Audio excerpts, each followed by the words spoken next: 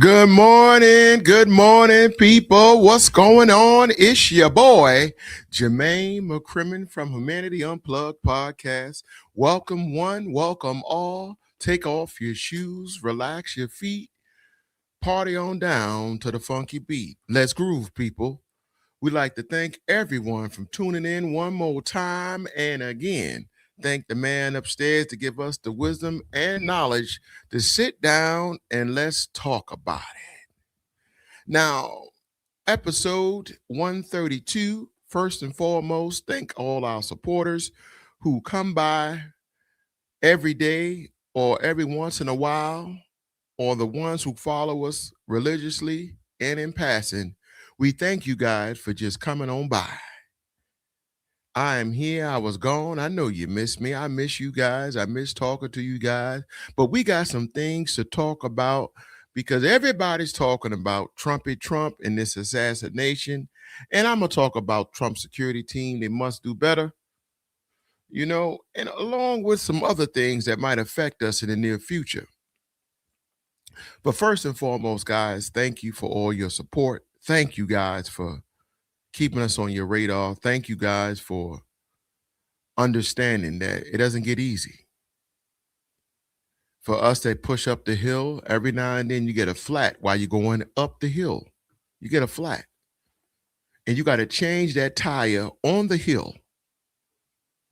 Well, I'm here to tell you, you can do it. Take your time and push through. All right. And I want to tell you that Cole Allen, that's the brother that allegedly said he is going to take out the president. Now, we don't know too much about him, but I got some information that might can help on that. That's one. Two is, for what the brother looks like, he looks harmless, and he looks like he's a person that doesn't have it in him to assassinate or to pull off such a crime. And unfortunately, everyone have a boiling point and a point of no return. And it doesn't matter your profession, creed, color, skin. When you're ready to do something about it, you're going to do something about it.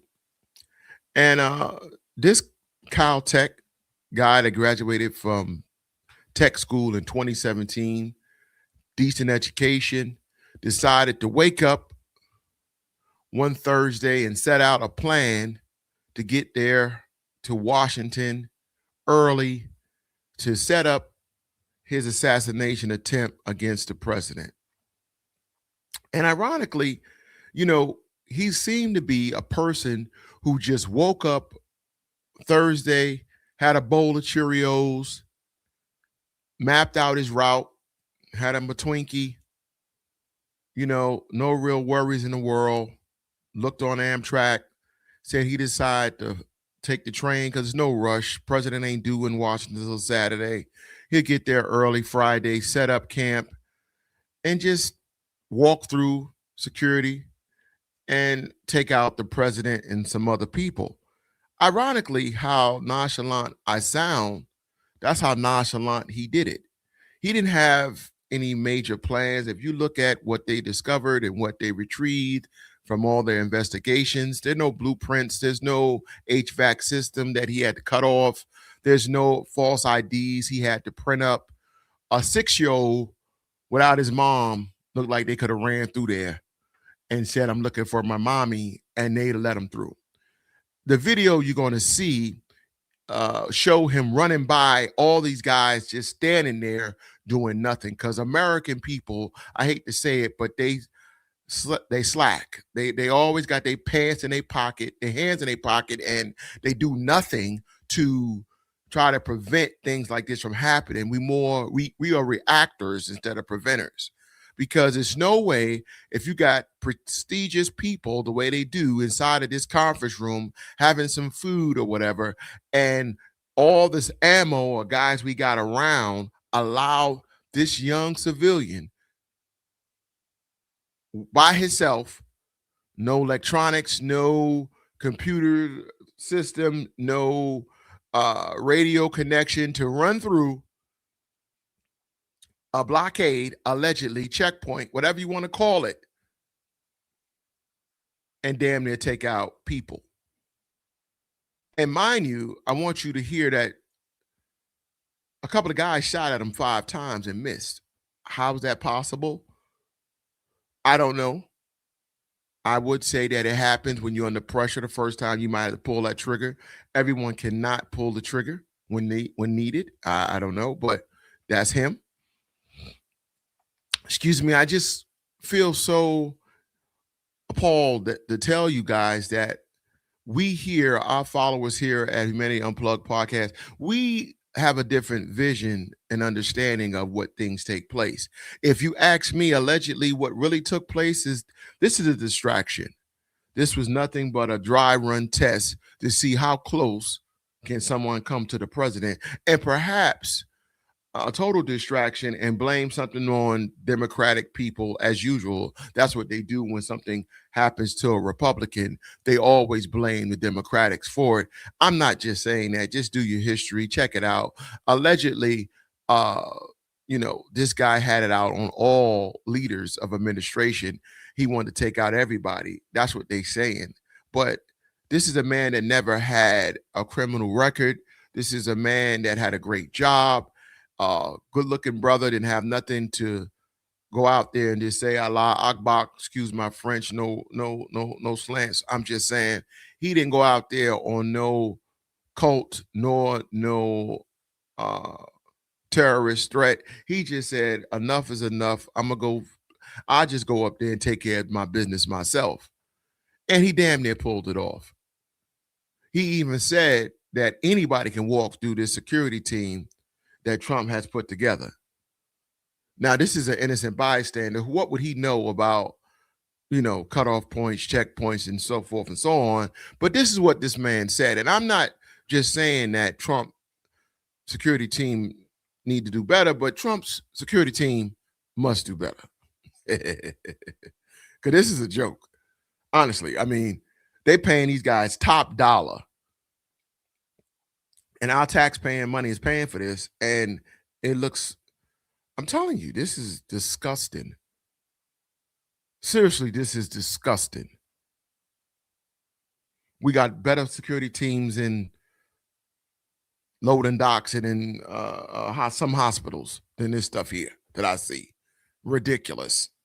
For guys who carry guns, vests, and let somebody just run past a checkpoint. How is that humanly possible? What are y'all doing? Where the guys on the floors? Every floor should have a checkpoint. Where are you going? Escort the person out. Escort them to where they need to go. No provision set up. It was horrible. Horrible. But again, I mean, who am I? I don't know nothing. But this is disgusting. But let's get into it.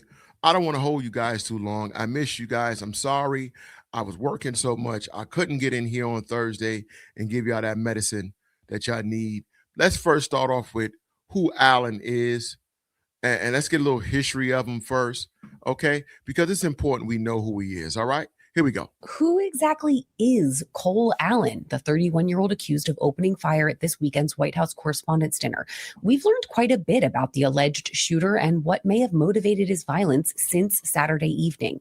About 10 minutes before the incident, Allen reportedly sent an anti-Trump manifesto to his family. In it, he gave himself a truly ghoulish moniker, the quote, friendly federal assassin, and revealed that he was hell-bent on killing administration officials.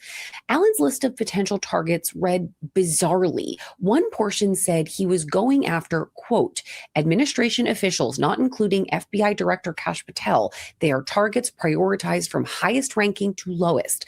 Why Patel specifically was excluded is unclear.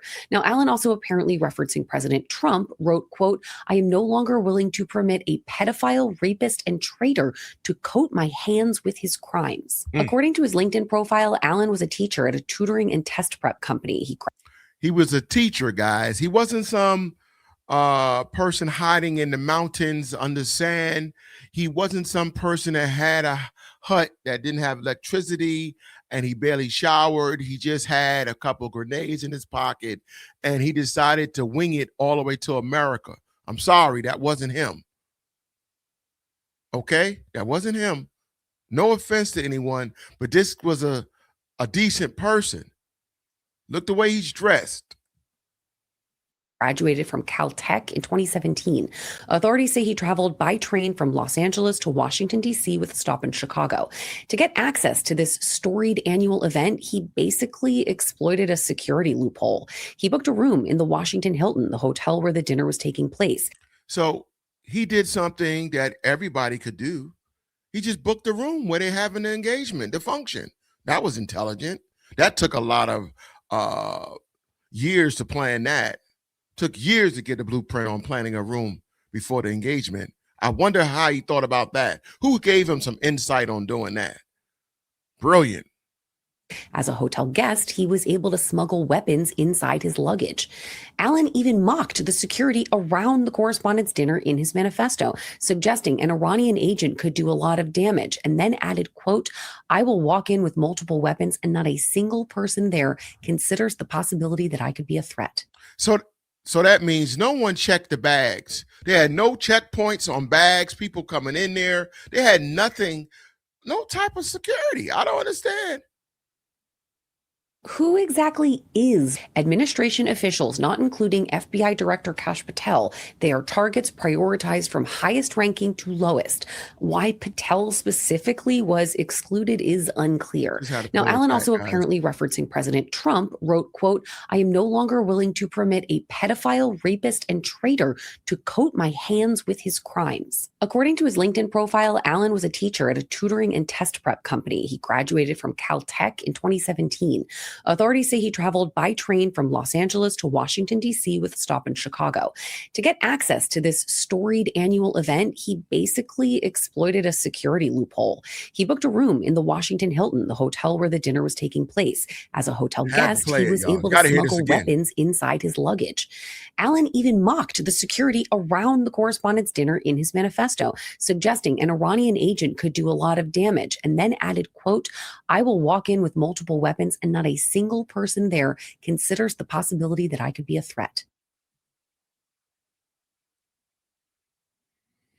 Well, that's the first part, right? We hear that he's in there and he's looking around the day before. So this is Thursday, Friday.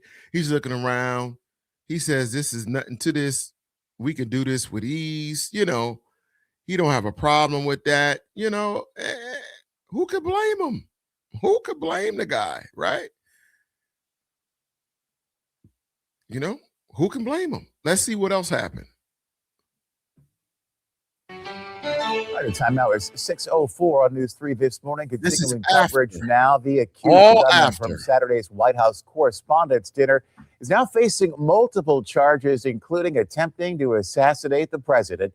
31-year-old Cole Allen appeared in court and did not enter a plea for those charges. He's expected back in court on Thursday. The Department of Justice said more charges could be coming as they continue to look into just what happened. The White House is blaming Democrats' political rhetoric for the role it played in all of this. Some Democrats have responded saying both political parties are guilty of going too far.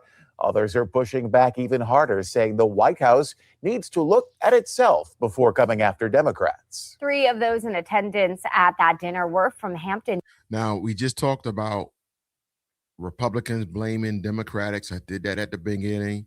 I also talked about how they're trying to shift things around. Here go to dinner. This is a video, a little bit of a video. Listen up, guys. University Journalism and Communications School Dean Julia Wilson was with 2 seniors set to be honored at the dinner. Wilson describes the moments after she heard gunshots. Take a listen. That was the scariest moment of my life. I turned around and here comes guns, long guns, and a group of men.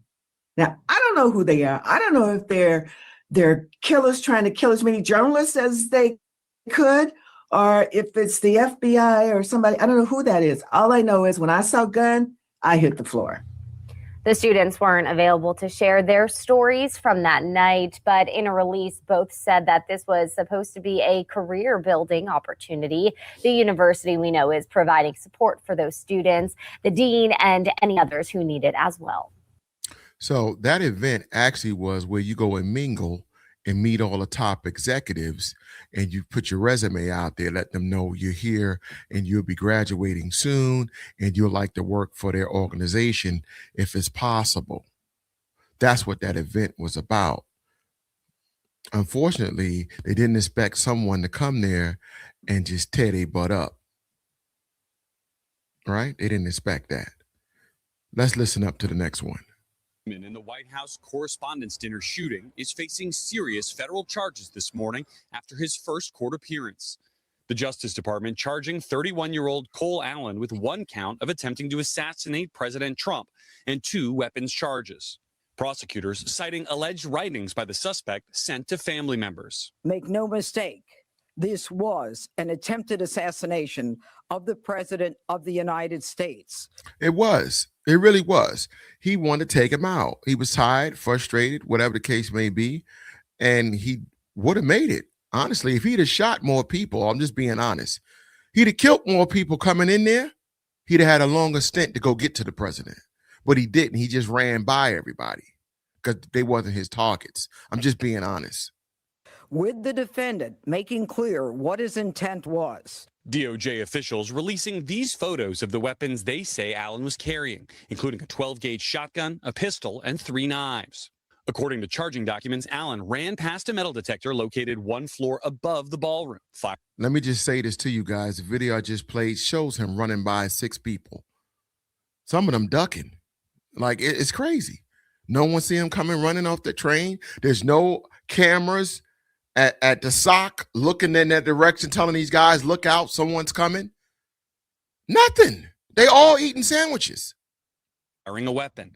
A Secret Service officer who was injured returned fire 5 times, but did not hit Allen, who was eventually detained in the lobby. Why you don't have a shirt on? Authorities say Allen reserved a room at the Washington Hilton for 3 nights and traveled to D.C. by train on April 21st from his home in California.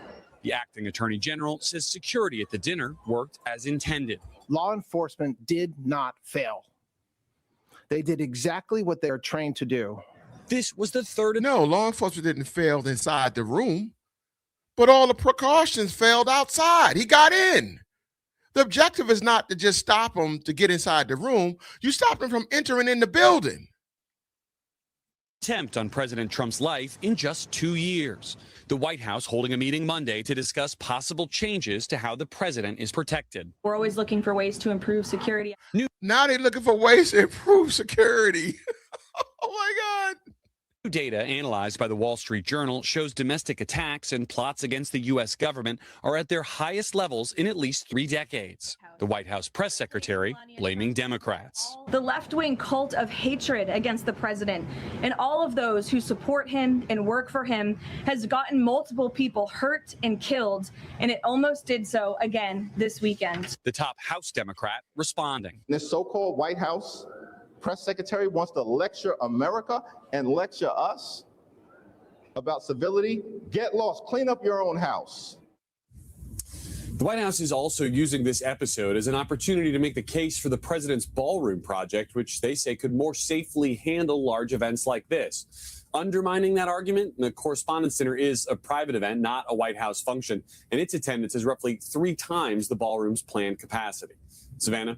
All right, Garrett, thank you. We want to turn now to NBC's national law enforcement and intelligence correspondent, Tom Winter. So these charging documents, did they contain any new information? What more have we learned about how this unfolded? Yeah, well, as you know from going through these documents over the years, typically we flip through the first couple of pages and get to the conduct, get to what is new. But actually, it's the very first sentence that really stands out in this charging document, which is the attempt to assassinate the president of the United States. Now, the 3rd attempted assassination of Donald Trump. So that is new information that they now believe, in fact, he was targeting them. program. And there's some information from his letter that he left behind, that manifesto that we referenced yesterday, talking about how he wanted to start at the highest ranking Trump administration official. Well, who's that? Of course, it's the president. We have a timeline now, the train travel timeline. When he booked the hotel approximately a month after Donald Trump announced that he would be attending this event and taking 3 or 4 days to get across the country to D.C. The other thing that's included in here, they note that this is a televised event. And I wonder if that's because it started at 8 o'clock. He gets down there at 8:40. If he was watching to know when the president was there and when the president was seated and when this event began. Of course he was watching. He knew the security team was a joke. They don't put things in here by accident. What's next, Tom? Where does the investigation go from here? And what more can you tell us about perhaps why he took the train?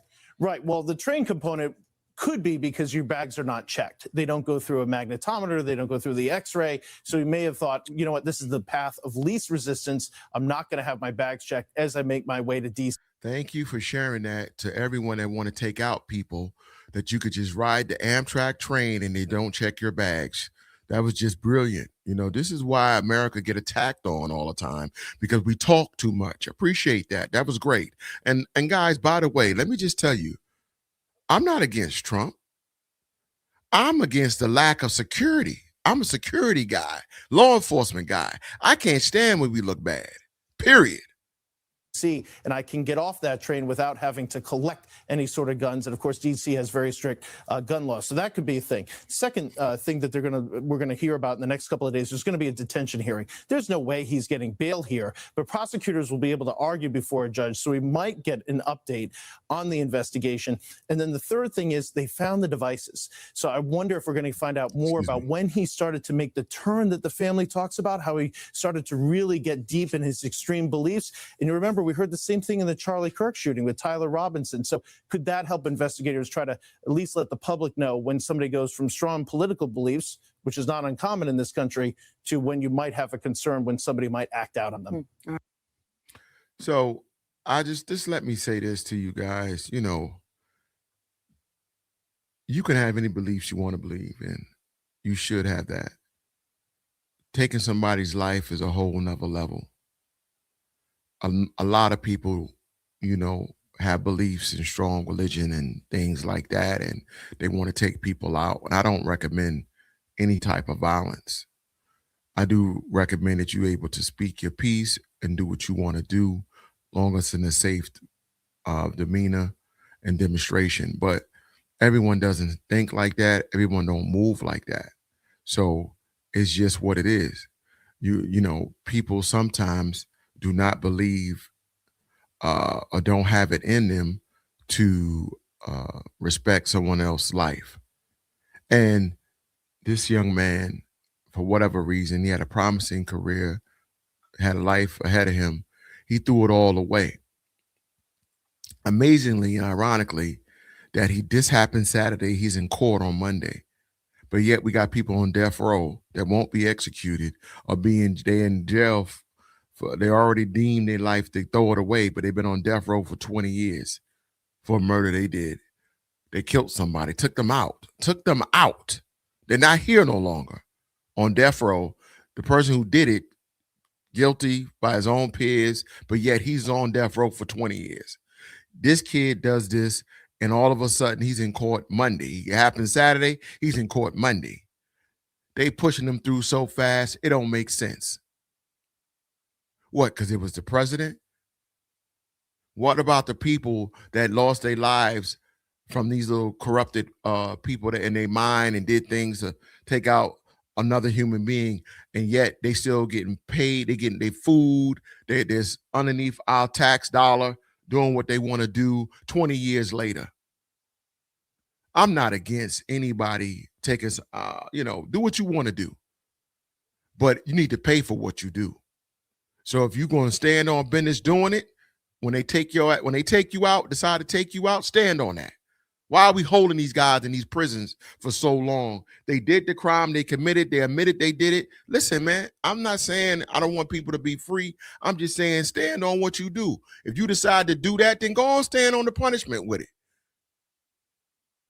There's a whole lot of room in Pottersfield. Get up out of here then. You don't like what's going on. You ain't got to take somebody else's life. Take your own and get up out of here. And if you're going to take somebody else's life, an eye for an eye, the Bible speaks about it. Maybe I'm harsh. I don't know. I'm just saying this ain't right. This ain't right. But yet this is what we're dealing with here in America. Why? Who knows? I'm going to change subjects now. I'm sorry, guys. I'm venting. I'm a little upset. I heard that, our internet might be, a little turbulence on our internet around the world because Iran wants to destroy the undersea cables that run from here to here, there to there, in an attempt to bring us down. Now, I don't know if you know how important the internet is, but a lot of security systems run on internet and computer systems, cables and stuff. So let's check it out. Let's see what they're saying. And let's see how this may cause an effect to American people. Here we go.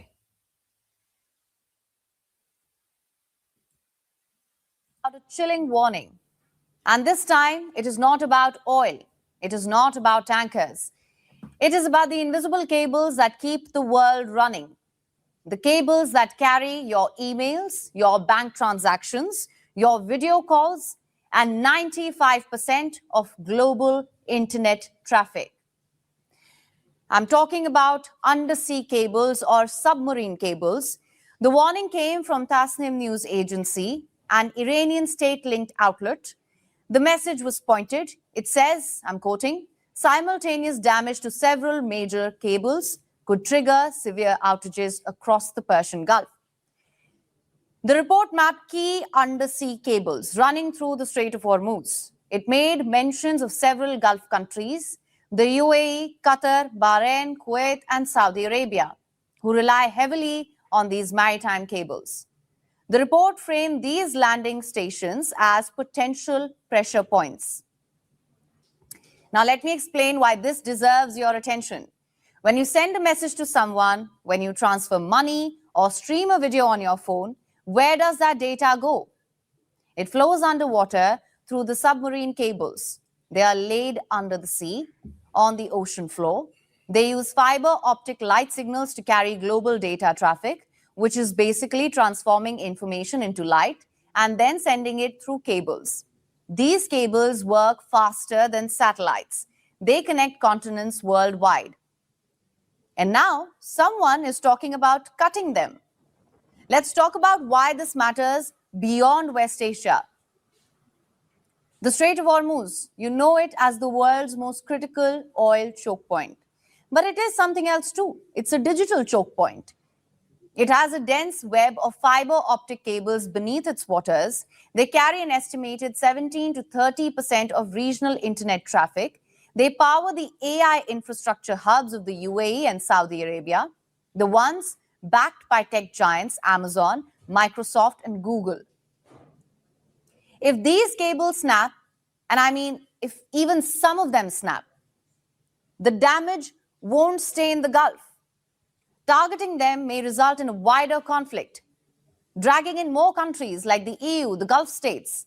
Stock markets could freeze, banking systems could falter, payment networks could fail.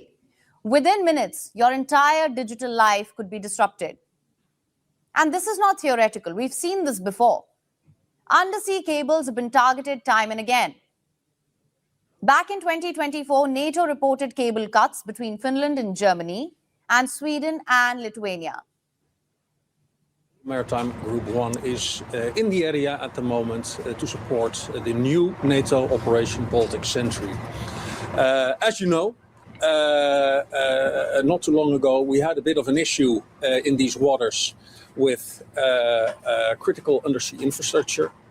It is perceived there is a threat to that critical underwater infrastructure, and we're here to help.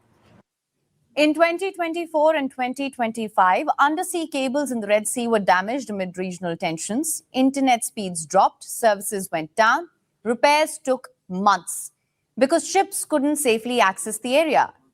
Yemen's Houthi rebels have threatened this infrastructure before. And just recently, the UK Defense Secretary revealed that 3 Russian submarines conducted a covert operation around cables and pipelines north of the UK. A British warship and aircraft were deployed. In response to the Russian submarines, I can confirm that I deployed our armed forces. This is so good. I don't want to say nothing. This any is malign activity so by these vessels. A Royal Navy warship and Royal Aircraft P8 aircraft, Royal Air Force P8 aircraft, alongside allies, ensured that the Russian submarines were monitored 24/7. The Akula submarine subsequently retreated home, having been closely tracked throughout, and we continued to monitor the 2 Gugi submarines in and around wider UK waters. Back then, Moscow was sending a signal. The same kind of signal Iran appears to be sending now. The playbook is the same: target what you can't see, cut what you can't defend. And here's the part that hits close to home: India. We are one of the world's largest consumers of data, with over 800 million internet users, falling just behind China. Our IT sector, digital payments, and AI-powered economy depend enormously on these very cables. Landing stations in Oman, the UAE, and Pakistan are also on the same fragile network. A disruption means slower internet for millions, unreliable cloud services, broken payment systems, and a direct blow to India's booming digital economy. So here's the uncomfortable truth: undersea cables are nearly impossible to monitor. They are incredibly hard to protect. And in a region where tensions are already at a boiling point, even accidental damage could trigger consequences. The sea has always been a stage for power, but it seems the next war won't just be fought with warships, because this seems to be the new front line, where wars are quiet, but the consequences are loud, where a single disruption can echo across continents. And in a world that runs on instant connection, even a few seconds of silence can feel like chaos. The world. I don't have nothing to say, guys. That was so awesome. I really appreciate the work they do over there. The news team over there in Vintage. These guys are just awesome. In conclusion to our today's show, what are you going to do if they actually cut the cables? What would be affected? We don't even know. There's so many things that could get affected if they actually destroy cables out there. So we got to keep our eye on it. We will do a backup story. We'll talk about it. If any more information come up on security team and this attempted assassination, you already know I'm going to talk about it. I'm your host, Jermaine McCrimmon. This is Humanity Unplugged Podcast, episode 132. God bless, stay safe, and protect yourself at all times. Peace.